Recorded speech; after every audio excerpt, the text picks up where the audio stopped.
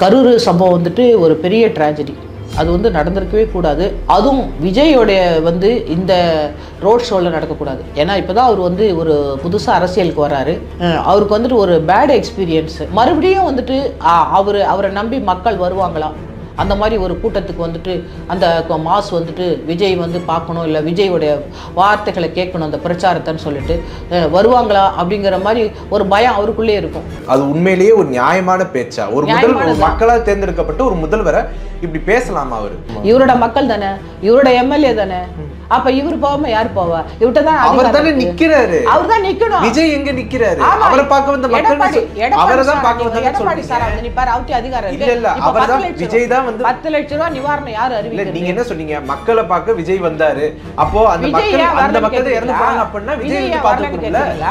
Moopanar sir வந்து தடுத்துட்டாரு. லேட்டா எங்க ஐஜி அடிச்சு கொண்டிருப்பான். ஃபியூரியஸ் மாப், ஒரு வெறித்தனமான மாப். தலைவர் செத்து போயிட்டாரு, விடுவானா காங்கிரஸ்காரன்? அந்த மாதிரி நாளைக்கு புள்ள செத்தவன் அந்த அப்புறமா தான் ரசிகன், அப்புறமா தான் விஜய் எனக்கு வேணுங்கிறதெல்லாம். எல்லா குற்றவாளியும் பயந்துட்டு தான் ஓடுவாங்க. அதனாலதான் சொல்றேன், புஷி ஆனந்த் வந்து குற்றவாளின்னு சொல்றாங்க. குற்றவாளின்னு யார் சொல்றா?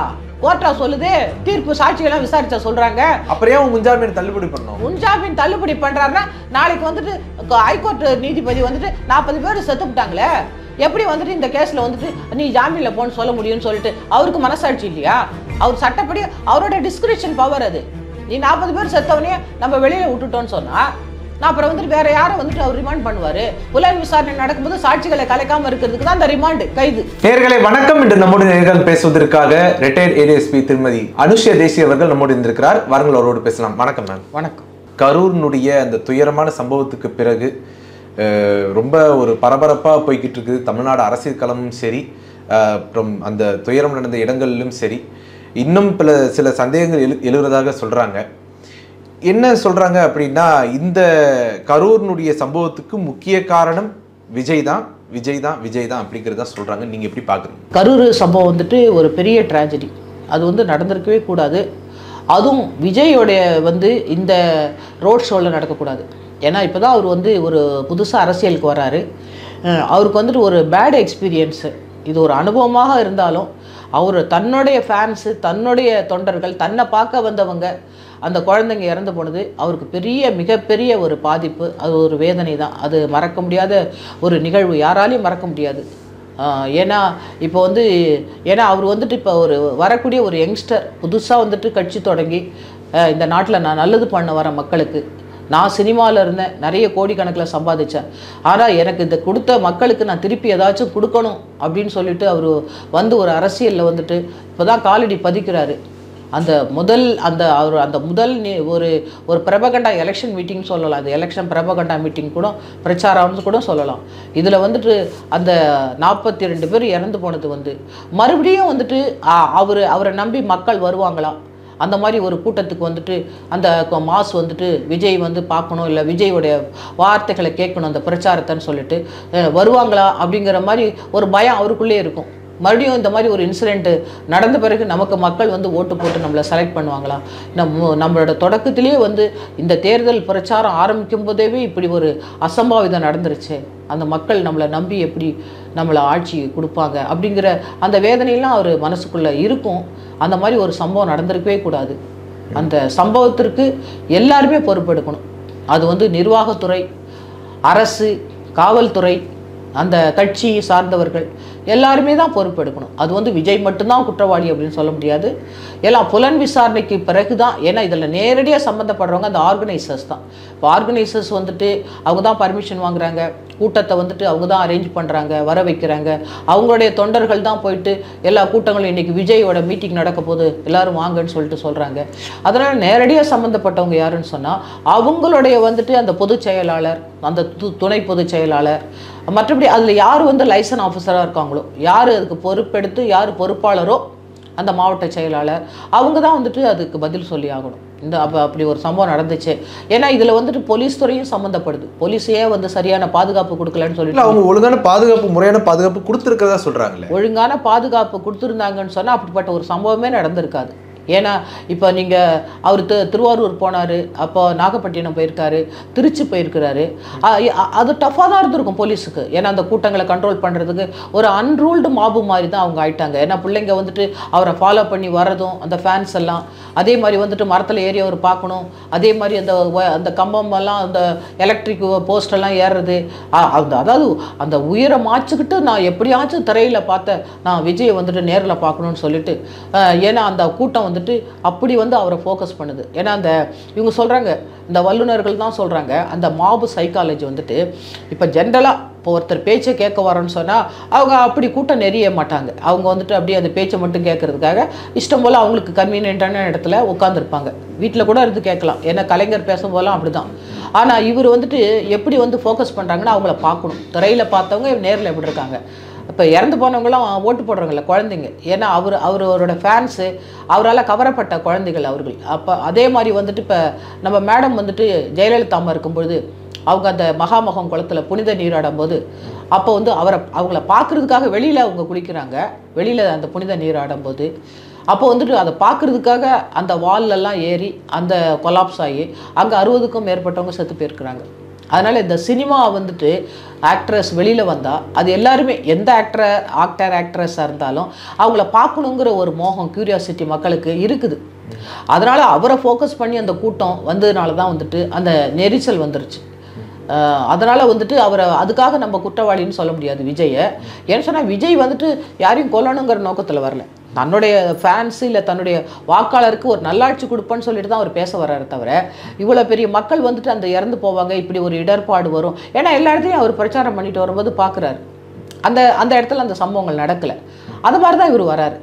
அவர் மட்டும் குற்றவாளின்னு எப்படி சொல்லுவீங்க? விஜய் அவர்கள் வந்து ஒரு வீடியோ போட்டிருந்தார், ஒரு 5 நிமிஷம் காணொலி போட்டிருந்தார். அந்த காணொலியில் என்ன பேசியிருந்தார் அப்படின்னா, சிஎம் சார் உங்களுக்கு ஏதாவது கோவம், என் மேலே ஏதாவது கோவம் அப்படின்னா நான் என் ஆஃபீஸில் தான் இருப்பேன், என்ன வேணாலும் பண்ணுங்க, ஏன்னா என் மக்களை ஒன்றும் பண்ணாதீங்க அப்படின்னு பேசுறாரு. அது உண்மையிலேயே ஒரு நியாயமான பேச்சா? ஒரு மக்களால் தேர்ந்தெடுக்கப்பட்ட ஒரு முதல்வரை இப்படி பேசலாமா?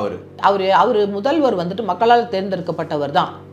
அவர் யாருக்கு வந்து முதல்வர்? மக்களுக்கு தானே.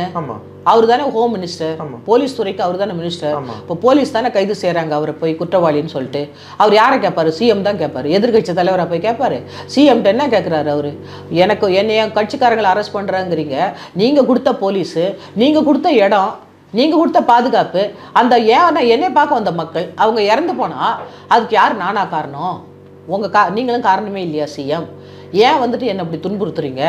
அந்த மக்கள் இறந்து போனவங்க என்ன பார்க்க வந்தவங்க தானே, உங்கள் போலீஸ் தானே எனக்கு சரியாக பாதுகாப்பு கொடுக்கல. ஆனால் அதே சிஎம் தானே அந்த மக்களுக்காக போய் நிற்கிறாரு, ஆனால் இவர் போகல. இல்லை, அதே சிஎம் வந்துட்டு மக்களுக்காக போய் ஏன் நிற்கிறாருன்னு சொன்னால் அவரோட கடமை. ஏன்னா அவர் ஆட்சியில் அவருக்கு ஓட்டு போட்டு தேர்ந்தெடுத்த மக்கள், அவர் யார்? டிஎம்கே எம்எல்ஏ தான் அங்கே இருக்கார், செந்தில் பாலாஜி சார், கரெக்டுங்களா? இவர் எதிர்கட்சியில் இல்லையே நம்ம ஐயா. இப்போ ஸ்டாலின் ஐயா எதிர்கட்சி இல்ல, இவர் தானே ஆளுங்கட்சி, இவரோட மக்கள் தானே, இவரோட எம்எல்ஏ தானே.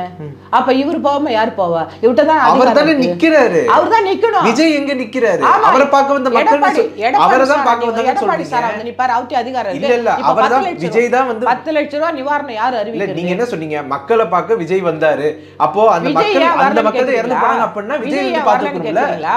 விஜய் வந்துட்டு அங்க வந்திருந்தாங்கன்னு வச்சுக்கோங்களேன். ஏன்னா நான் ராஜீவ் காந்தி பாம்பு பிளாஸ்ட்ல அடிபட்டேன், அப்போது அங்கே எல்லாருமே இன்னொரு பாம்பு வெடிக்க போதுன்னு ஓடி போயிட்டாங்க.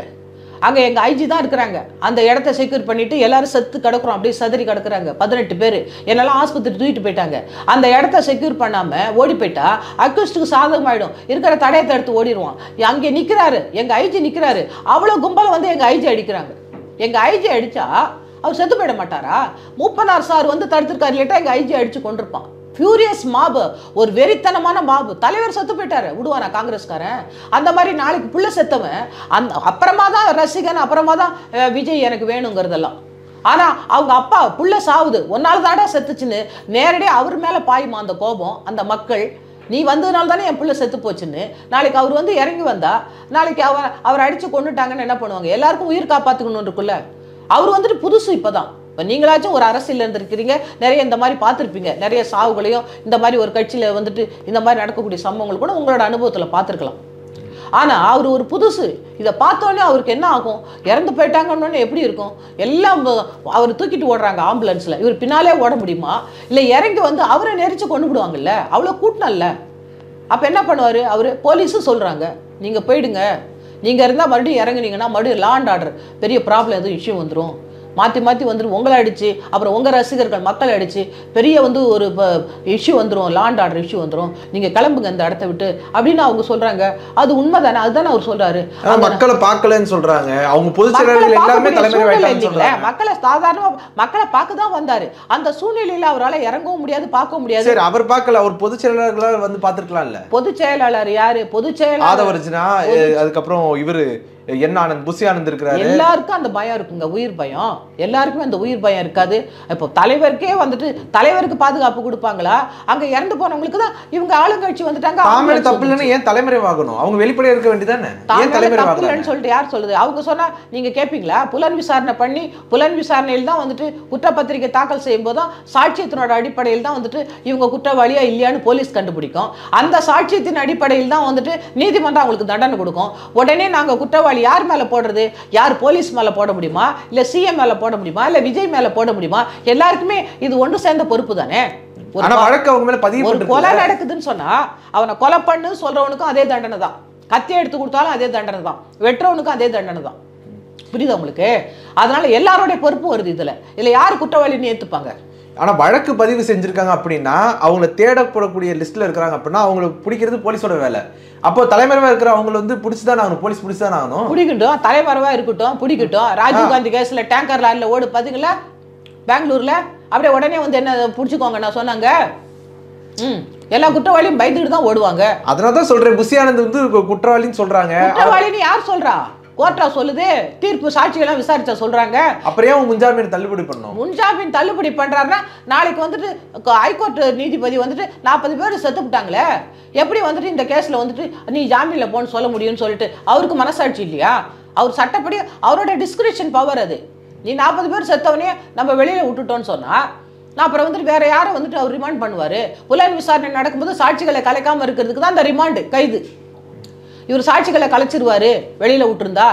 இவர் மக்கள்லாம் போய் பார்த்து விஜய் தான் நல்லவர், நீங்க இல்லை இவங்க தான் சொல்லிட்டு சொல்லுவாங்கங்கிறதுக்காக தான் அந்த ரிமாண்ட் பீரியட். சாட்சிகளை கலைக்காம இருக்கணும், விசாரணையின் போது மிரட்டாமல் இருக்கணும், உருட்டாமல் இருக்கணும். அதுக்கு தான் வந்துட்டு அந்த கைது, அந்த ரிமாண்ட் பீரியட். அது 90 நாள் தான், அதுக்குள்ளே சார்ஜ் ஷீட் போடணும் அந்த மாதிரி கேஸில். இவர் வந்துட்டு நான் குற்றவாளி இல்லைன்னு சொல்றதுக்கு அவருக்கு வந்துட்டு தன்னோட பக்கத்தை நியாயத்தை எடுத்து சொல்றதுக்கு அவருக்கு உரிமை இல்லையா? ஆனா காவல்துறை விதிகள்னு ஒண்ணு இருக்குது இல்ல, தலைமறைவா இருந்தாலும் நம்ம பிடிச்சே ஆகணும் அப்படிங்கிற ஒரு விதிமுறை இருக்குது இல்ல, அதை நம்ம ஃபாலோ பண்ணி தானே ஆகணும். விதிமுறை இருந்தா போய் காவல்துறை பிடிச்சிட்டு போட்டோம் அவரை தேடி, அதுக்கு தானே காவல்துறை வச்சிருக்கோம். ஆனா ஏன் இன்ன வரைக்கும் பிடிக்கல? இன்ன வரைக்கும் பிடிக்கலன்னா அதை காவல்துறை தான் கேட்கணும். நம்ம பிடிக்கல, ஒருத்தர் பிடிக்கிறது ரொம்ப கஷ்டமான வேலையா? கஷ்டம், ஆமா கஷ்டம் தான். அவரு வந்துட்டு பிளைட்ல எங்காச்சும் ஃபாரின் கண்ட்ரி கூட போயிருப்பாரு, எங்க போய் பிடிப்பாங்க? அவர் என்ன அப்படியே நிக்கிறாரா? காவல்துறை என்ன வெத்தலை மை போட்டு பார்த்து பிடிப்பாங்களா? அப்படியே நிக்கிறாரா வந்து நேரா? பிடிக்கலையா அவரு? செல்போனை ட்ரேஸ் பண்ணி பிடிக்கவே முடியாது. எப்படி செல்போனை ட்ரேஸ் பண்ணி பிடிக்கணும்னா பிடிச்சிருப்பாங்களே நேரம். அவர் போய் ஆன்டிசிபேட்டட் பெயில் போட்டுருந்தாருன்னா சுப்ரீம் கோர்ட்ல பிடிக்க முடியாது. அது கோர்ட் என்ன சொல்லுது அப்புறமா தான் பிடிப்பாங்க. தள்ளுபடி பண்ணிருக்காங்களே இப்ப உயர் நீதிமன்றம் தானே பண்ணிருக்காங்க, உச்ச நீதிமன்றம் போவாரு அவருக்கு உரிமை இல்லையா போறதுக்கு? நான் குற்றவாளி இல்லைங்க, இந்த மாதிரி காரணத்தால என்ன வந்துட்டு இது மாதிரி கட்சிக்காரரை காட்டி கொடுத்துட்டாரு. அவரு நான் குற்றம் பண்ணலன்னு சொன்னதோட சேர்த்து அவர் கட்சிக்காரரை காட்டி கொடுத்துட்டு போட்டோம். கரூர் மாவட்ட பொறுப்பாளர் தான் காரணம், நான் காரணம் இல்ல. ஆமா, அங்க புஷி ஆனந்த் வந்து கூட இருக்க மாட்டார், பர்மிஷன் வாங்கிட்டு போயிருப்பாரு, போன்ல கூட இன்ஸ்ட்ரக்ஷன் கொடுத்துப்பாரு, இதை பார்த்துக்கோப்பா நான் நாகப்பட்டினத்தில் இருக்கேன். அவர் தான் காவல்துறை முன்னிலையில சொல்றாரு, எனக்கு இந்த இடம் திருப்தியானது, நான் இந்த இடத்தை எடுத்துக்கிறேன் அப்படின்னு சொன்னதே அவர் தானே. அது இவர் என்ன திருப்தி சொன்னாலும் அந்த காவல்துறைக்கு வேணும் இல்ல, 10,000 பேர் தான் வருவான், இந்த ரோடு தான் கொடுக்கணுமா? இதுக்கு முன்னாடி என்ன எல்லாரும் பொட்டக்கண்ணாவா இருக்கிறாங்க? பார்க்கவே இல்லையா விஜய்க்கு எவ்வளவு கூட்டம் வருதுன்னு? யாருக்குமே தெரியவே தெரியாதா? அவர் சொல்லிட்டாருன்னு சொன்னா உடனே நீங்க ஆஹா நீங்க என்ன சொன்னாலும் வந்துட்டு நாங்க கையெழுத்து போட்டு கொடுத்துட்றோம் அப்படின்னு போட்டு கொடுப்பாங்களா போலீஸ்? அவங்க கேள்வியே கேட்க மாட்டாங்களா? என்னங்க 10,000ங்கிறீங்க, இந்த டிஸ்ட்ரிக்டோட மக்கள் தொகை எவ்வளோங்க? அவருக்கு எவ்வளவு பேர் வராங்க? வேற டிஸ்ட்ரிக்ட்ல இருந்து ஆளை கொண்டாந்து நீங்க வேற இறக்குறீங்க, நீங்க என்னங்க 10,000 சொல்லுங்கன்னு சொல்லிட்டு அங்கேயே ரிஜெக்ட் பண்ணக்கூடாதா? இல்ல வேற பெரிய ஒரு கிரவுண்ட் கொடுக்க கூடாதா அவருக்கு? இருந்தாலும் நீங்கள் அணில் குஞ்சுக்கிறீங்கல்ல, கரண்ட்டில் ஏறுறான், மரத்து மேலே ஏறுறான், எல்லாம் செய்கிறான்ல, ஒரு பெரிய கிரவுண்டை கொடுத்துட்டு நீங்கள் அங்கே போய் ஏதாச்சும் நீங்கள் பண்ணிக்கோங்கப்பா அப்படின்னு சொன்னால் அவர் அவ்வளோ பெரிய கிரவுண்டு கொடுத்தா அகாமடேட் பண்ணுறதுக்கு அந்த கூட்டத்துக்கு கொஞ்சம் இடம் ஸ்பேஷியஸாக இருந்திருக்கும். இப்போ 4 பேர் நிற்க வேண்டிய இடத்துல 10 பேர் நிற்கிறானே, அந்த இடத்த கொடுத்தது யார்? நீங்கள் தானே கொடுத்தீங்க. கரூரில் வந்துட்டு புசி ஆனந்த் வந்து பார்த்தாரா இந்த இடத்த? 10,000 பேர் அப்படி சொன்னால் தான் பர்மிஷன் கொடுப்பான்னு சொல்லிட்டாங்க. வர்றாங்க, கூட்டம் வராங்க. அதுக்கு மேலே நம்ம தானே பார்த்துக்கணும் கூட்டத்தை, வராதிங்கன்னு சொல்ல முடியாது. ஆனா ஒரு தலைவரா இருந்து அவருக்கு ஒரு கடமை இருக்குது இல்ல, அவர் தன்னுடைய கூட்டத்தை வந்து கட்டுப்பாடா இருக்க சொல்லணும்ல. இப்போ வைகோ ஐயாவுடைய ரீசன்ட் வீடியோ வந்து ட்ரெண்ட் ஆகுது. அவர் என்ன, ஏய் மேலே ஏறாத, டிரான்ஸ்ஃபார்ம் மேலே ஏறாத, இன்னைக்கு மேலே ஏறினா நான் பேச மாட்டேன் அப்படின்னு ஒரு கட்டுப்பாடு விதிக்கிறார்ல, அவரோட தொண்டர்களுக்கு விதிக்கிறார்ல. அது மாதிரி ஏன் விஜய் செய்யல? அவர் அதை ரசிக்கிற மாதிரி தெரியும். ஜெயலலிதா செய்யல, ஜெயலலிதா ஏன் செய்யல? ஜெயலலிதா ஏன் பார்க்க வந்து அவ்வளவு பெருசு? இவர் மாற்று அரசியல் பண்றேன்னு சொல்றாரு. மாற்று அரசியல்லாம் கிடையாதுங்க. அரசியல்ங்கிறது வேறங்க, அவர் ஒரு ஆக்டருங்கிறது வேறங்க. அந்த ஆக்டர் அட்ராக்ஷன் வந்தாங்களே தவிர அங்க செத்து போனவங்க எல்லாம் யாரும் ஓட்டு போடுறவங்க வரவே இல்லை. வைகோ சாருக்கு வந்துட்டு முதிர்ந்த அரசியல்வாதிகள் அவங்க வந்து ஓட்டு போடுறவங்க தான் வருவாங்க. அங்க பெண்கள் கூட வரமாட்டாங்க. ஈவன் கலைஞர் மீட்டிங்லாம் ஆட்டோமேட்டிக்கா அந்த கட்சிக்காரங்க தான் வருவாங்க. அது வந்துட்டு ஒரு ஆர்டர்லி மாப். அவங்க வந்து சொல்ற இடத்துல இருப்பாங்க. அவங்க தங்களோட உயிரையும் உடம்பையும் பாதுகாத்துக்கணுங்கிற ஒரு நாலேஜ் இருக்கும். இந்த குழந்தைங்களுக்கு ஒண்ணுமே தெரியாது. அம்மாட்ட கூட சொல்லவே இல்லையே, உடையாந்துருதுங்களா பசங்க? விஜய் போய் பார்த்துடலாங்கிற ஒரு ஆவலில் தானே உடையாருதுங்க. அதனால வந்துட்டு இந்த குழந்தைங்களுக்கும் ஒன்றும் தெரியாது, விஜய்க்கும் அனுபவம் இல்லை இந்த மாதிரி கூட்டமெல்லாம் நடத்தி. அதனால இது வந்துட்டு இப்போ தப்பு என்னன்னா, இதெல்லாம் தெரிஞ்சு காவல்துறையோ இல்லை வந்து சட்டம் என்னன்னு தெரிஞ்சோ இந்த மாதிரி நடந்தா இந்த மாதிரி ஏதாவது மறுபடியும் வந்துட்டு ஒரு மக்களோட அதிருப்தியை வந்துட்டு விஜய்க்கும் அந்த அதிருப்தி வரும், டிஎம்கே கவர்மெண்ட்டுக்கும் அந்த அதிருப்தி வரும். இப்போ 2 பேரையுமே சாடிக்கிறாங்க. நான் இல்லை நீ இல்லைங்கிறாங்களே தவிர, ஆனால் எல்லாரோடைய ரெஸ்பான்சிபிலிட்டி. ஈவன் மக்களும் வந்துட்டு எதுக்கு நம்ம போய் பார்க்கணும், எதுக்கு வந்துட்டு இந்த குழந்தைங்களாம் கொண்டு போகணுன்னு கூட அவங்கள்ட்டையும் இருக்குது. நம்ம ஏன்னா அந்த மாதிரி கூட்டத்தை அவங்க பார்க்குறாங்க. என்ன சப்போஸ் அந்த கூட்டம் ரொம்ப நெரிச்சலாக இருக்கும்போது கூட முன்னாடியே அட்வான்ஸாக கிளம்பி வந்திருக்கலாம். அது மக்களும் செய்ய தவறிட்டாங்களே. எல்லார் மேலேயும் பொறுப்பு இருக்கு. உங்களுடைய நேரத்தை ஒதுக்கி எங்களோட கருத்துல பந்தமிக்கு நன்றி. நன்றி.